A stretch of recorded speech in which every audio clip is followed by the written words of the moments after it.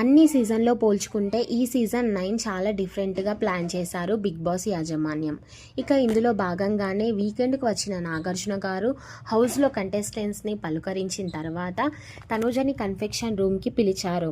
నాగార్జున గారు ఏదైతే రాము రాథోడ్ తనుజ పక్కన కూర్చుంటే ఆ రోజు ఏదైతే పెద్ద గొడవ జరిగిందో ఆ వీడియో వేసి తనుజ ఇందులో తప్పేముంది చెప్పు, రాము పక్కన కూర్చుంటే ఏమైపోయింది ఏంది, ఏమైనా సరే నువ్వు కొంచెం కోపం తగ్గించుకోవాలి, నువ్వు గేమ్ పరంగా ఎక్సలెంట్ ఆడుతున్నావు, నీ కోపాన్ని అన్ని కంట్రోల్ చేసుకుంటే హౌస్లో నీ అంత తోపు ఎవరు ఉండరు తనుజ అంటూ నాగార్జున గారు చెప్పారు.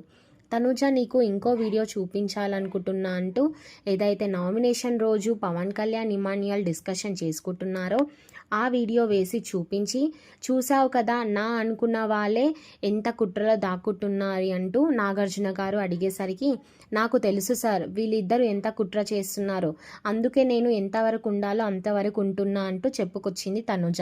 ఏది ఏమైనప్పటికీ తనుజ బిగ్ బాస్ అంటే ఓన్లీ టాస్క్ పరంగానే కాదు, నీ యొక్క హౌస్లో నడిచే ప్రవర్తన, నువ్వు మాట్లాడే విధానం అన్నీ చూసుకున్న తర్వాతే ఆడియన్స్ బయట సపోర్ట్ చేస్తారు. మరి మొత్తానికి తనుజని కన్ఫెక్షన్ రూమ్కి పిలిచిన నాగార్జున గారు మాట్లాడిన మాటలపై మీ ఒపీనియన్ కామెంట్ రూపంలో తెలియజేయండి.